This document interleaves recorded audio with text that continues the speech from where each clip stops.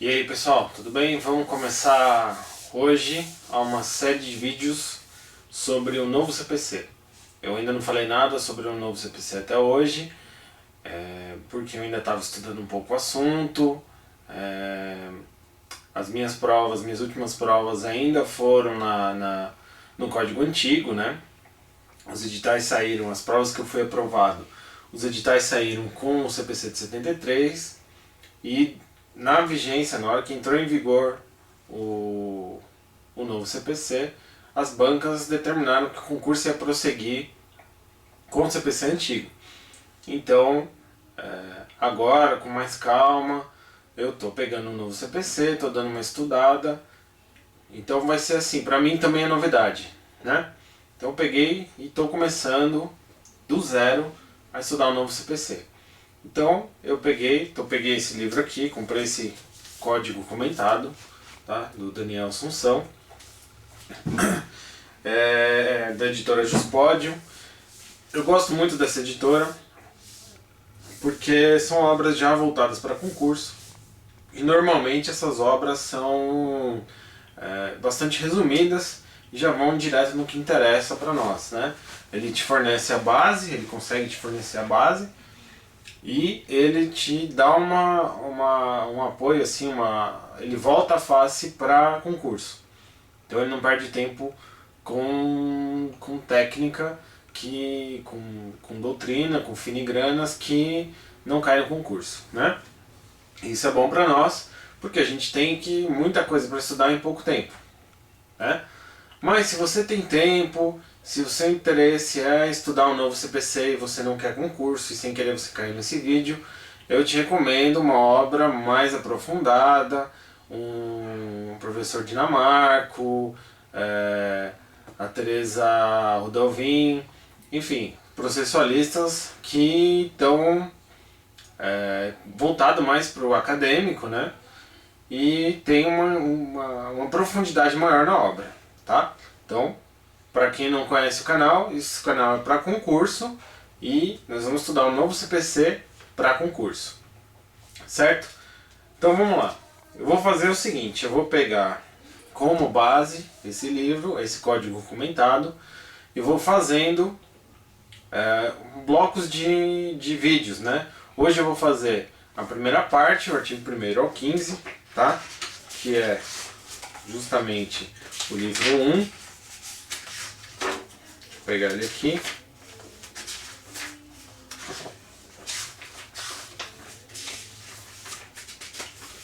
Parte geral, livro 1, das normas processuais civis. Capítulo 1, das normas fundamentais, 1º a 12. Capítulo 2, da aplicação das normas processuais, de 13 ao 15. Tá? Eu decidi nessa primeira parte fazer esse agrupamento, tá? Porque são artigos curtos, rápidos, dá para falar alguma coisinha sobre eles, são noções introdutórias, que eu acho melhor colocar tudo num contexto só. Mais para frente, talvez eu adote outro método, eu fale artigo por artigo, um de cada vez. Porque se eu ver que o assunto é muito complicado, eu pego e gravo um vídeo só para cada artigo, tá? Então vamos lá, começando pelo artigo 1º. Tá? A Lei 13.105, de 16 de março de 2005, novo CPC. Parte geral, livro 1, das normas processuais civis. Título único, das normas fundamentais e da aplicação das normas processuais. Capítulo 1, das normas fundamentais do processo civil. Agora a gente vai ver uma série de noções introdutórias, tá? Que são os princípios. Daí que vem a palavra princípio, porque começa daí e a partir daí se irradia para todo o código. Então a gente vai ter noções que toda vez que você for ler algum artigo, você tem que ter na mente os princípios, porque são eles que vão irradiar os seus efeitos para auxiliar na interpretação lá na frente. Tá? Então, artigo 1º. O processo civil será ordenado, disciplinado e interpretado conforme valores e as normas fundamentais estabelecidos na Constituição da República Federativa do Brasil, observando as disposições neste código. Tá? O que ele está falando é o seguinte: ele vai seguir a pirâmide de Kelsen. Tá? Primeiro a Constituição e depois o Código. Tá? Nada de novo aqui, apesar de não ter correspondência nenhuma com o CPC de 73.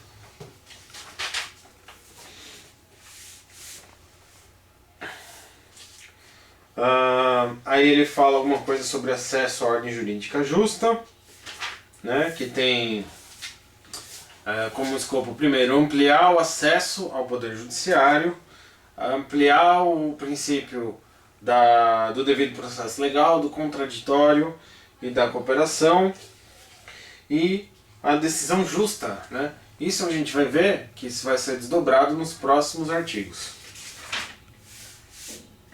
Tá?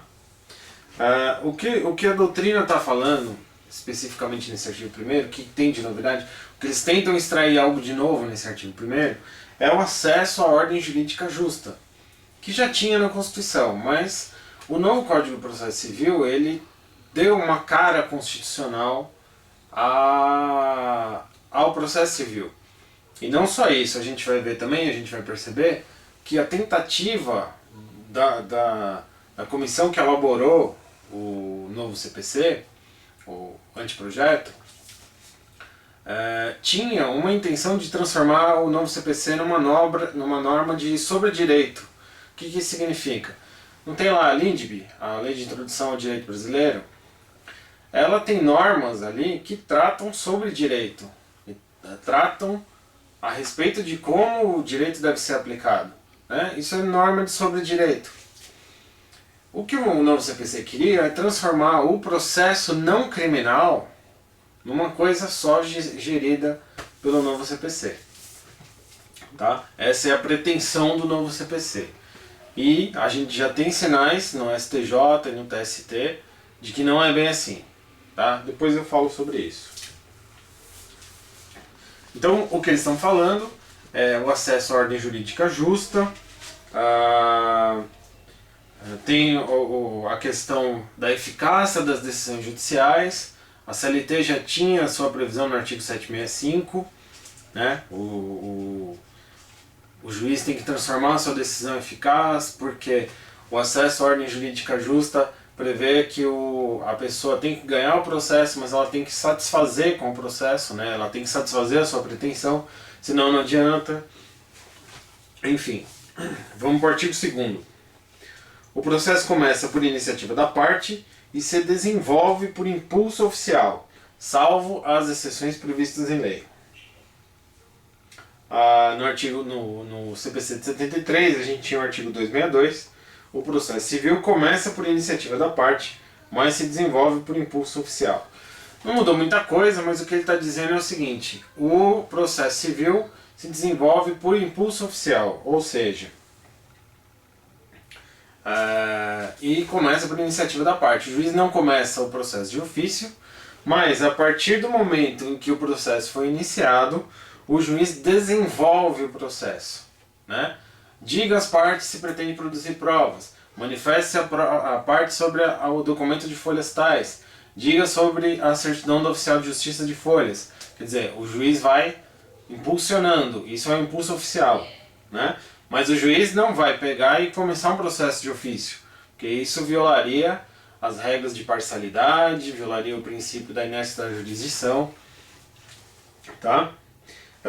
E as exceções? Vamos falar sobre as exceções. Quais são as exceções? Tinha uma exceção famosa no CPC de 73, que era a abertura do processo de inventário de ofício pelo juiz. A pessoa faleceu, deixou bens, e os herdeiros não promovem o inventário, né? Então ficam inertes, não desejam abrir o inventário. O que acontece? Aí o juiz, tomando conhecimento dessa situação, abriu o processo de inventário de ofício. Isso não tem mais no CPC de 2015. Tá? Mas vamos falar sobre as exceções. Quais são? São as situações em que não tem como aplicar o impulso oficial. Tá? Quais são? Exemplo, a súmula 631 do STF. A extinção do processo do mandado de segurança se o impetrante não promover no prazo determinado pelo juiz a citação do litisconsorte passivo necessário. Então aqui não tem jeito, tem que extinguir o processo sem julgamento de mérito, porque não dá para impulsionar oficialmente o processo, tá?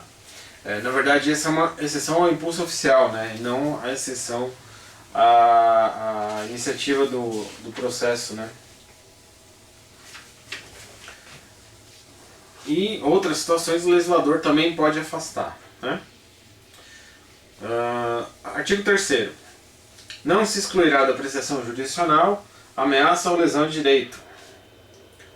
É permitida a arbitragem, parágrafo 1º, é permitida a arbitragem na forma da lei. Parágrafo 2º, o Estado promoverá sempre que possível a solução consensual dos conflitos. Parágrafo 3º, a conciliação, a mediação e outros métodos de solução consensual dos conflitos deverão ser estimulados por juízes, advogados, defensores públicos, membros do Ministério Público, inclusive no curso do processo judicial. Bom, aqui tem uma regra constitucional, que a gente já sabe, já conhece, não se excluirá da apreciação jurisdicional a ameaça ou lesão de direito, está no artigo 5º 35 da Constituição, né? E é o princípio da inevitabilidade da jurisdição. A jurisdição é inevitável e a parte não pode afastar que a outra, não pode impedir que a outra tenha acesso ao judiciário, tá? O acesso ao judiciário é uma garantia fundamental e por conta disso não se excluirá da apreciação jurisdicional a lesão ou a ameaça de lesão, né? Então pode ter o caráter preventivo também. Só que aí os parágrafos vêm e estabelecem, não são exceções, são as chamadas formas alternativas de solução de conflitos. As formas alternativas, a expressão alternativa, tem uma resistência da doutrina que não gosta da expressão alternativas, porque seria assim, tem a principal e tem as alternativas, tá? Mas de certa forma a expressão alternativa pegou, porque você tem a jurisdição clássica e você tem as inovações, que não são bem inovações, mas são modos em que o legislador aceitou mais recentemente como forma de solucionar o conflito, tá? Que é a arbitragem, a solução consensual e a mediação. Quais são as diferenças entre esses institutos, né? A gente lembra que a jurisdição é a solução pela autoridade, né, pelo Estado, e você tem as outras formas que não são necessariamente pelo Estado. Então o exercício da jurisdição é um exercício do poder estatal, e as outras não. A arbitragem, a solução consensual e a mediação, a conciliação e a mediação. A conciliação você tem a figura do conciliador, que vai tentar aproximar as partes na busca de um acordo. Então você tem uma solução formada ali entre eles, né? Por isso que alguns autores dizem que essa é a forma mais democrática possível, porque é entre os dois, entre as duas partes, que vai sair a regra que vai solucionar o conflito, tá? E o conciliador só faz com que essas partes consigam chegar num acordo. O mediador, a mediação, ela já é um pouco mais complicada, ela tem uma função do mediador que vai fomentar que essas partes cheguem num acordo. E normalmente se usa para soluções mais delicadas, por exemplo, situações de família, tá? Você está discutindo, por exemplo, guarda de criança, e é uma coisa que vai demorar um pouco porque mexe também com situações afetivas, mexe com financeiro, não só com, né, vários interesses que não só jurídicos. Então você coloca um mediador que vai tentar consertar aquela relação. Ele não vai buscar um acordo, uma soluçãozinha, remendar aquela situação. Ele vai tentar consertar a relação que existe entre aquelas partes que está com problema, tá? Isso assim, de uma forma bem vaga, bem rápida, para a gente entender mais ou menos a diferença, tá? Tem muito mais diferença do que isso. E a arbitragem? A arbitragem, as partes escolhem um árbitro, tá? Um terceiro, e esse terceiro vai decidir aquele conflito, tá? Então as partes, vamos dizer, colocam no contrato, né, que em caso de desavença será será escolhido como árbitro ou um advogado tal, ou uma autoridade tal, ou uma autoridade eclesiástica, por exemplo, né? Pode ser um padre, um bispo, um pastor, não importa, que seja alguém que seja da escolha das partes, né? E esse compromisso arbitral que consta no contrato, eles vão levar a julgamento. Então o que aconteceu? O novo CPC reconheceu essas formas como legítimas. Tá? O novo CPC abraçou essas formas de solução do conflito. Tá? Tem a questão da justiça desportiva, porque o artigo 217, parágrafo 1º da Constituição, exige o esgotamento das vias da justiça desportiva. Tá? Arbitragem, eu já falei. Solução consensual, sempre possível solução consensual. Artigo 4º. As partes têm o direito de obter em prazo razoável a solução integral do mérito, incluída a atividade satisfativa. Então aqui a gente tem duas regras. A primeira é o prazo razoável. E a segunda é a solução integral do mérito. Então a parte tem o direito do mérito. E a parte tem o direito de uma duração razoável. A duração razoável do processo já tinha lá no inciso 78 da Constituição. O último inciso que foi acrescido pela emenda 45. Mas agora, o que o novo CPC quer é a busca pela solução de mérito. Porque a solução sem julgamento de mérito não resolve conflito. Ela resolve e extingue processo. Ela não pacifica a sociedade, ela não traz benefícios a longo prazo, né? O que vai colocar a coisa julgada é a solução de mérito e vai resolver o conflito ali. Põe a pedra em cima. Agora é assim que vai ser, porque tem a coisa julgada formada. Tá?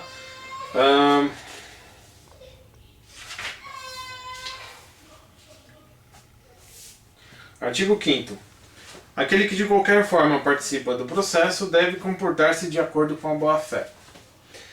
No CPC de 73, artigo 14, são deveres das partes e de todos aqueles que de qualquer forma participam do processo proceder com lealdade e boa-fé.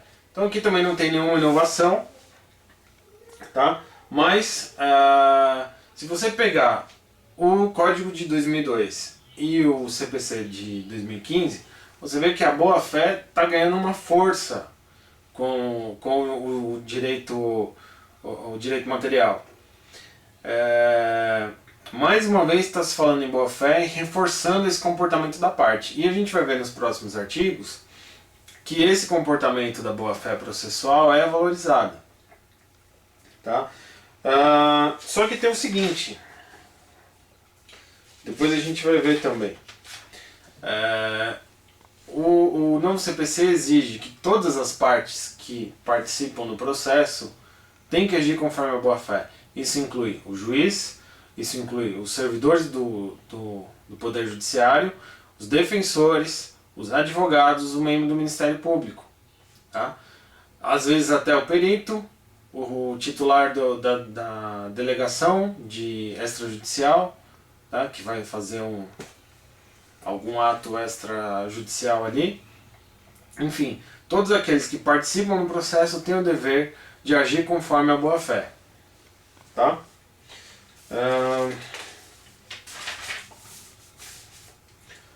E aqui vem o artigo 6º que trata do princípio da cooperação, que é justamente isso que eu estou falando. Todos os sujeitos do processo devem cooperar entre si para que se obtenha em tempo razoável decisão de mérito justa e efetiva. Então, de novo, ele está falando decisão de mérito justa e efetiva, e de novo ele está falando em cooperação. A cooperação conforme os ditames da boa-fé. Tá? A gente tem aqui o viés da colaboração das partes com o juiz, né? As partes têm que informar o juiz dos detalhes do processo, as partes têm que fornecer as provas, né? As partes têm que participar ativamente do processo, né? Tem o outro viés, que é a colaboração do juiz com as partes, né? O que significa isso? Quer dizer que o juiz tem que ser mais efetivo na condução do processo. Então ele tem que dar uma tutela, ele vai dar uma tutela de urgência, ele tem que dar meios para que isso seja cumprido, né? Então uma participação efetiva para que o princípio da cooperação seja atendido. E tem um terceiro viés, que é o viés utópico, que são as partes entre si cooperando. E alguma doutrina já vem criticando esse viés, que isso é impossível, porque as partes são antagônicas no processo, e por elas serem antagônicas, não dá para imaginar elas cooperando. Tá? Mas você tem, inclusive no CPC de 73, meios que evitam que esse antagonismo seja exagerado, que é a litigância de má-fé. Tá? Então eu também vejo, de certa forma, o princípio da cooperação quando se trata da questão da litigância de má-fé. Tá? Artigo 7º. É assegurada às partes paridade de tratamento em relação ao exercício de direitos e faculdades processuais, aos meios de defesa, aos ônus, aos deveres e à aplicação de sanções processuais, competindo ao juiz zelar pelo efetivo contraditório. Aqui a observação é pelo efetivo contraditório, né? Porque é o contraditório material, não é o contraditório meramente formal. O que é o contraditório? Vamos começar do começo. O contraditório tem dois aspectos. Tá? O contraditório tem um aspecto formal e um aspecto material. O aspecto material do contraditório é a parte formal convencimento do juiz. Né? Então a parte, diga as partes sobre tal coisa, e a parte, isso é o contraditório material. Né? Formar a possibilidade de manifestação. E a formação do convencimento do juiz é o contraditório material, é o aspecto material do contraditório. Então, por exemplo, diga a parte sobre eventual prescrição de tal direito. Aí a parte é intimada, isso está sendo cumprido o contraditório formal. E aí a parte vem e diz assim, não, excelência, o documento tal prova que houve a suspensão da prescrição na data de tal dia. Então ele está devolvendo e ele está convencendo o juiz de que a sua pretensão não foi alcançada pela prescrição. Tá? Então esse é o contraditório no seu aspecto efetivo, no seu aspecto material. Tá? Tem a questão também da fazenda pública. Quando se fala de paridade de armas, quando se fala de contraditório, tem a questão da fazenda pública. As partes têm que ser tratadas de maneira isonômica, mas você tem algumas partes que precisam de um tratamento diferenciado. E por excelência é a fazenda pública. Existe uma grande divergência se a fazenda pública merece ou não merece esse tratamento diferenciado. Quem acha que ele não merece, chama isso de privilégio. E quem acha que ele merece, chama isso de prerrogativa. Então você tem que tomar cuidado se o seu examinador coloca lá os privilégios da fazenda pública. Agora, se você estiver fazendo concurso para advogado da fazenda pública, também você tem que tomar cuidado para não colocar na sua prova privilégios, você coloca prerrogativas. Tá? Vamos dizer o seguinte, a fazenda pública tem um tratamento diferenciado no CPC. Quais são as razões pelas quais ela tem esse tratamento diferenciado? Ela tem acúmulo de serviço, tá? Porque tem as próprias restrições orçamentárias e todo mundo demanda contra a fazenda pública. E ela tem o interesse público na proteção do patrimônio público. Quer dizer, o bem público, o erário público, tem que ter uma proteção justamente para que ele não se dilapide, né? não se perca. Então o patrimônio público merece essa proteção especial própria do Estado. Então a fazenda pública em juízo goza dessa proteção, tanto pelo acúmulo de serviço quanto pelo interesse protegido pela fazenda. Né? Afinal, os bens públicos são de todos nós. Sendo de todos nós, a lei decidiu proteger isso que pertence à coletividade toda. Tá? Então você tem que tomar cuidado também na hora de falar isso. Se você está fazendo um concurso, por exemplo, o Ministério Público, que tá colocando, o Ministério Público já está colocando ali, a questão já está colocando como privilégio da Fazenda Pública. Então você vai falar que a Fazenda Pública tem que o princípio do contraditório tem que ter uma paridade, que as partes são iguais, que tem o princípio da isonomia, que você tem que puxar por outro lado. Tá? Artigo 8º. Ao aplicar o ordenamento jurídico, o juiz atenderá aos fins sociais, às exigências do bem comum, resguardando e promovendo a dignidade da pessoa humana e observando a proporcionalidade, a razoabilidade, a legalidade, a publicidade e a eficiência. Eu acho esse artigo 8º bem parecido com o artigo 5º da LINDB, né? Mas aqui tem um conceitinho muito bom de jurisdição. Se você tiver numa prova e perguntarem, numa prova escrita com consulta, perguntarem o conceito de jurisdição, pegue esse artigo 8º do novo CPC. O que é jurisdição? É a aplicação do ordenamento jurídico, tá? Com a observância dos fins sociais, das exigências do bem comum, resguardando e promovendo a dignidade da pessoa humana e observando proporcionalidade, razoabilidade, legalidade, publicidade e eficiência. Tá? A gente percebe aqui no finalzinho, legalidade, publicidade e eficiência são os princípios da administração pública lá do artigo 37. Tá faltando o que? A impessoalidade, só que a impessoalidade é justamente a imparcialidade, né, que você tem nas partes e a questão do juiz natural, né? E está faltando a moralidade, que a moralidade é o princípio da boa-fé aplicada no processo civil. Tá?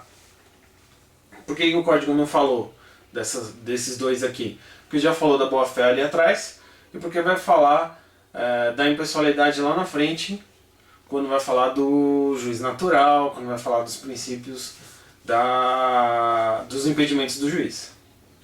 Tá? Poderia ter falado, como já foi redundante, como a gente já viu no artigo 1º, poderia ter falado, mas não falou. Mas não é por isso que não tem, né? A dignidade da pessoa humana. O que é isso? A gente segue uma concepção kantiana de dignidade da pessoa humana, concepção de Kant, tá? Ou seja, não utilitarista. A pessoa humana tem que ser um fim em si mesmo e não um meio para conseguir alguma coisa. E eu acho que a dignidade da pessoa humana aplicada no processo civil, diferente do aspecto material, significa que aquele processo que está lá na sua mesa, aqueles autos do processo corporificados na mesa do juiz, do advogado, não são simplesmente um número de tombo do registro. Processo número 1559 de 2016. Não, aquilo ali não é um processo, não é um auto do processo, não é uma corporificação de documentos. Aquilo ali é a pretensão de uma pessoa. E quando a gente trata aquilo como uma pretensão de uma pessoa, a gente está enfatizando, a gente está valorizando o princípio da dignidade da pessoa humana. Tá? Mas alguns autores entendem o princípio da dignidade da pessoa humana no processo como devido processo legal. E é esse entendimento que está predominando na doutrina.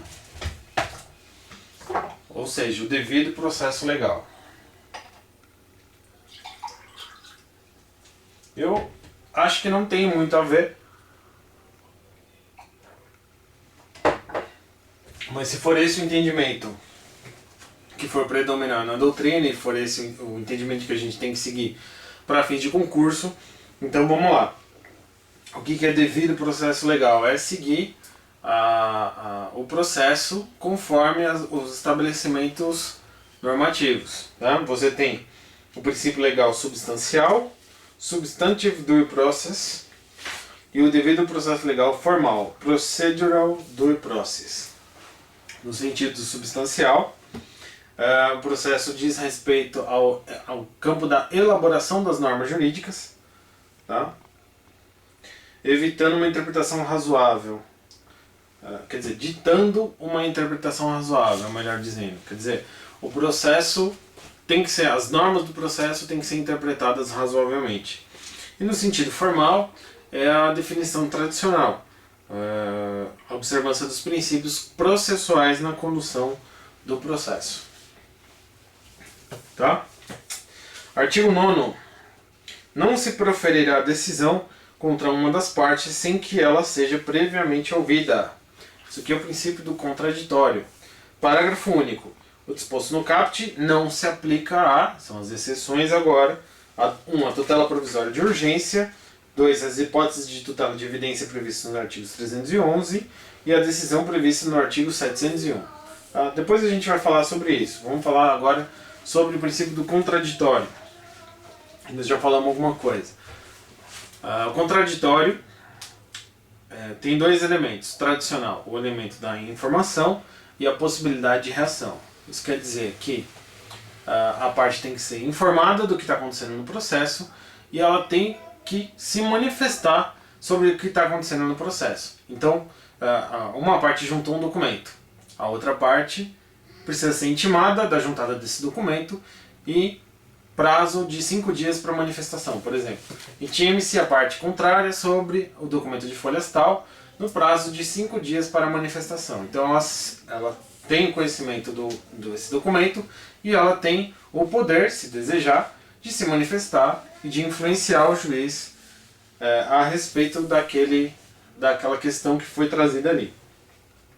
Mas nós temos o terceiro elemento do princípio do contraditório, que é o poder de influência do magistrado. Quer dizer, é o poder de ser ouvido pelo magistrado, né? E isso é algo que os advogados reclamavam muito, né? Que efetivamente o juiz tem que ouvir as partes, né? E não formar o seu convencimento antes e já definir aquilo que ele vai decidir.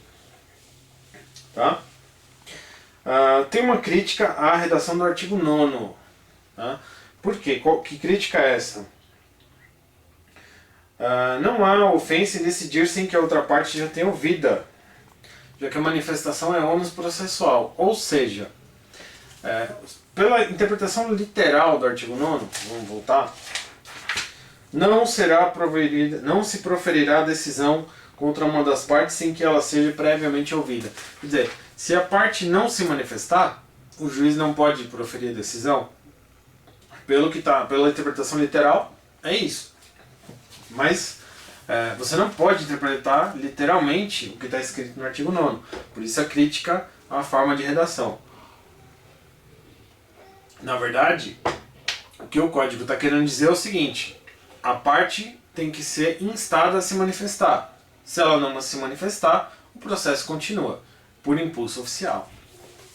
Né? A gente tem que ler esse artigo 9º com aqueles que a gente já leu agora há pouco. Temos a questão do contraditório inútil. Alguns autores levantam contraditório inútil. O que é o contraditório inútil? É aquele que tanto faz, não vai mudar a decisão no processo. E isso vai gerar vai sanar haveria um vício por não ter efetivo contraditório, mas como esse contraditório seria inútil, esse vício é sanado.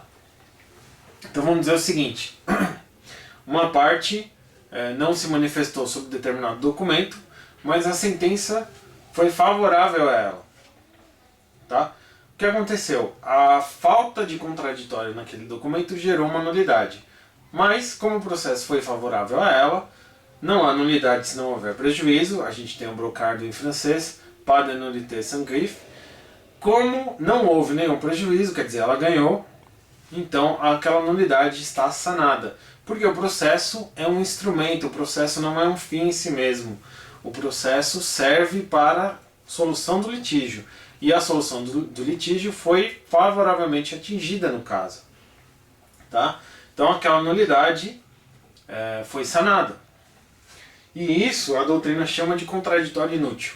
Então você tem que tomar cuidado na sua prova, se cair assim, fale sobre contraditório inútil, você não se assusta, você lembra que é aquela questão do contraditório, que é a sanação do vício da ausência do contraditório. Porque aquele contraditório não iria, aquela manifestação da parte não iria influenciar na convicção do juiz. Tá?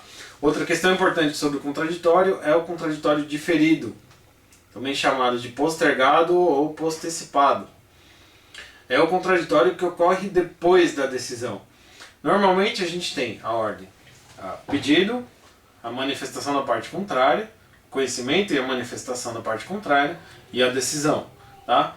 No contraditório diferido, você tem a inversão dessa ordem. Então, primeiro você tem o pedido, depois você tem a decisão, depois você tem a manifestação e a reação da parte, né? O conhecimento e a reação da parte. E aí uma nova decisão confirmando ou rejeitando. Tá? E isso acontece principalmente nas tutelas de urgência, em que a efetividade da decisão judicial precisa ser tomada para garantir a eficácia do processo. Tá? Então, por exemplo, eu preciso de uma tutela de urgência porque eu preciso da demolição de determinado imóvel, porque senão ele vai ruir e vai cair em cima da minha casa. Então o juiz já vai lá, determina uma tutela de urgência, demole aquela construção que está colocando em risco a vizinhança, e aí depois forma um contraditório postecipado. Tá? Um tipo de tutela de urgência. Artigo 10. O juiz não pode decidir em grau algum de jurisdição com base em fundamento a respeito do qual não se tenha dado às partes oportunidade de se manifestar, ainda que se trate de matéria sobre a qual deva decidir de ofício.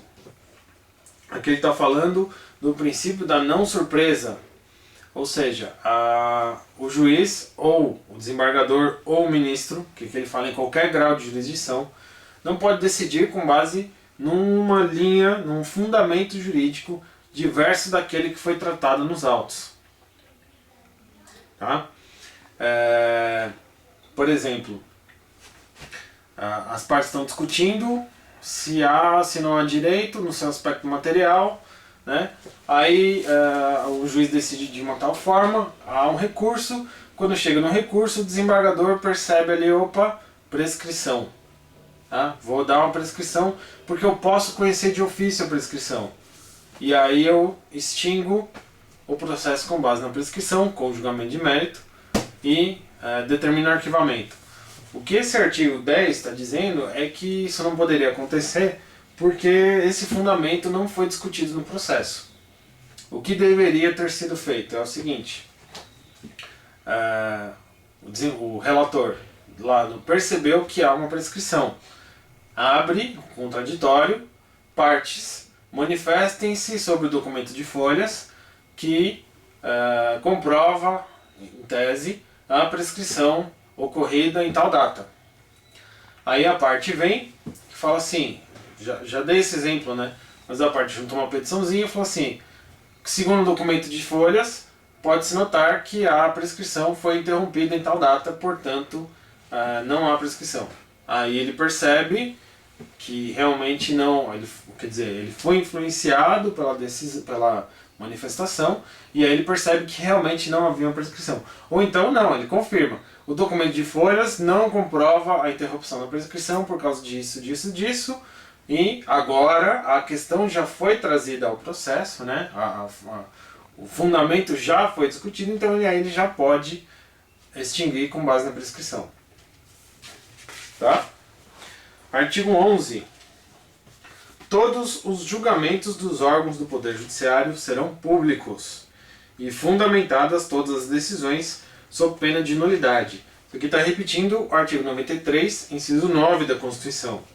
E todos os julgamentos, tá? Sejam os administrativos, sejam os judiciais. O artigo 155 do CPC de 73 dizia o seguinte: os atos processuais serão públicos. Correm todavia em segredo de justiça os processos tal e tal. O CPC de 73 falava dos atos processuais. E o CPC de 2015 fala todos os julgamentos dos órgãos do Poder Judiciário. Aqui a gente percebe duas coisas. A primeira é que ele quer alcançar não só os atos processuais, como os atos não processuais, os atos extraprocessuais. Por exemplo, os julgamentos administrativos. E eu já falei, o novo CPC tem uma pretensão de ser uma norma de sobredireito. Ele quer alcançar, inclusive, os julgamentos administrativos dos tribunais. Apesar de que a Constituição já dizia que os julgamentos judiciais e não judiciais devem ser públicos. Tá? E uma segunda questão é a seguinte: o novo CPC dizia, o antigo CPC dizia os atos processuais, e agora o novo CPC diz os julgamentos. Quando ele diz julgamentos, ele excluiu os atos processuais de meio, por exemplo, a decisão de questões interlocutórias. Tá? Se você seguir a interpretação literal, sim, mas o entendimento predominante é de que não. Aliás, não faria nenhum sentido se só os julgamentos fossem públicos. Né? Isso violaria uma série de direitos fundamentais, de regras de direito processual que tratam da publicidade. Então, são os atos, isso seria uma interpretação absurda desse artigo 11. Todos os atos processuais serão públicos, com exceção no parágrafo único, a gente vai ver, nos casos de segredo de justiça, pode ser autorizada a presença somente das partes, de seus advogados e de defensores públicos ou do Ministério Público.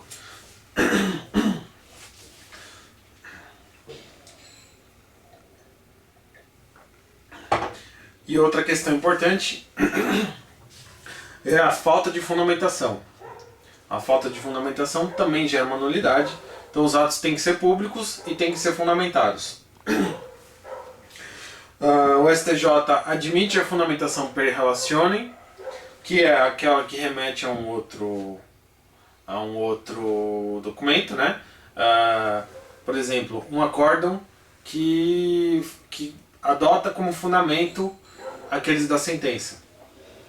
O STJ admite isso, tá? Mas há muitas críticas, né, a respeito dessa posição do STJ. Vamos para o artigo 12.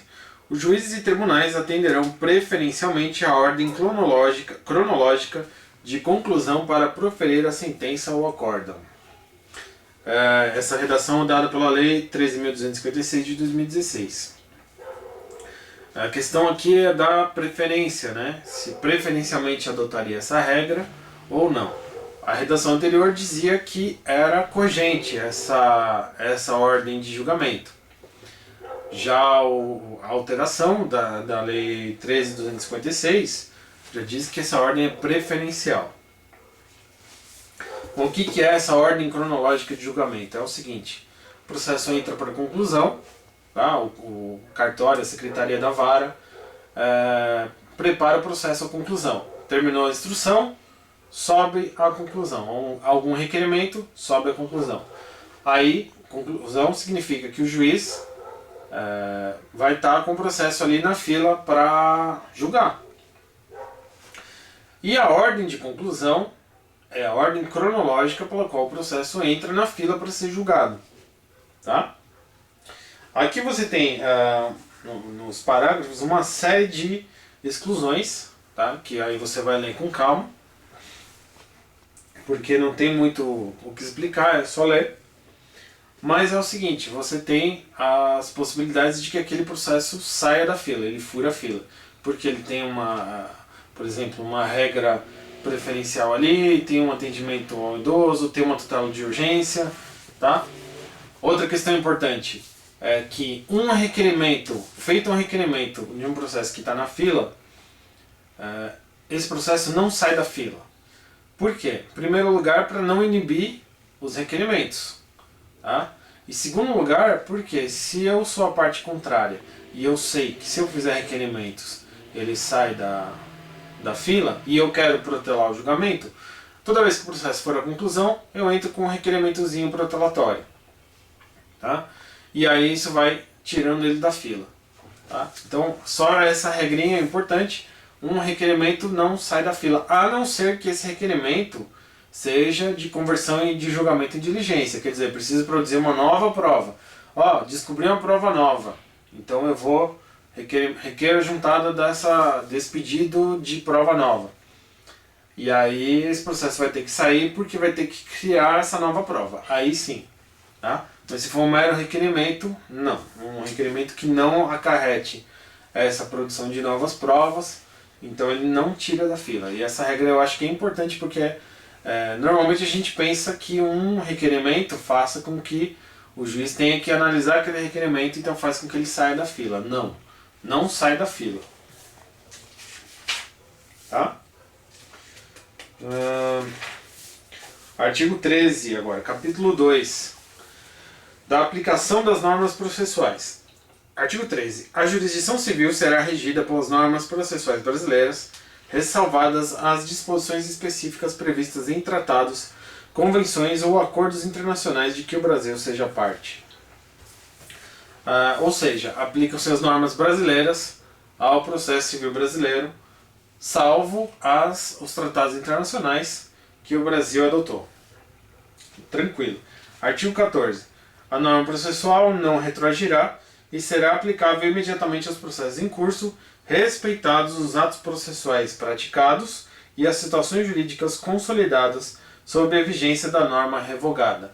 Então, direito intertemporal aqui, as normas processuais se aplicam daqui para frente, ainda que no mesmo processo os atos já praticados continuam válidos pela égide da lei anterior, e aqueles que ainda não foram concluídos já têm a vigência pela lei nova. Tá? E o artigo 15, para encerrar, na ausência de normas que regulem os processos eleitorais, trabalhistas ou administrativos, as disposições deste Código lhes serão aplicadas supletiva e subsidiariamente.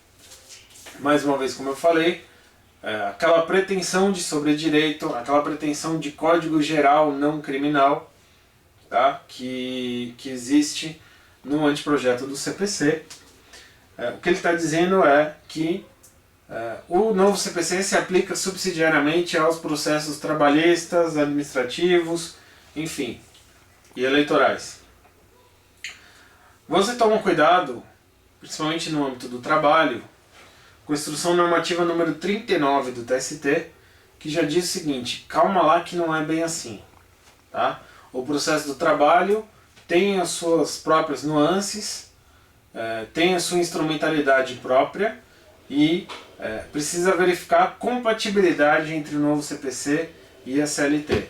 Então o artigo 39, ou melhor, a Instrução Normativa 39 do TST já deixou isso pronto para você saber o que é compatível e o que não é compatível. Então, se você está fazendo um concurso que cai direito do trabalho, processo do trabalho, você tem que saber essa Instrução Normativa número 39. Tá bom? Então, livro 1 do novo CPC, vou encerrar por aqui. Espero que vocês tenham gostado, qualquer dúvida pode mandar. Tá? Uma dica que eu esqueci de falar no começo e agora já foi, mas na configurações você consegue mudar aqui, bem aqui embaixo, tem um botão aqui, uma engrenagemzinha, configurações, velocidade. Aí você pode definir a velocidade que você quer escutar a aula. Isso facilita muito quando a gente está com pouco tempo e às vezes para escutar pela segunda ou terceira vez, que a gente já ouviu uma vez, e manda na velocidade rápida, fica fácil. Tá bom? Então pessoal, um bom estudo para vocês. Foco aí nos concursos que falta pouco, beleza? Um grande abraço, até mais.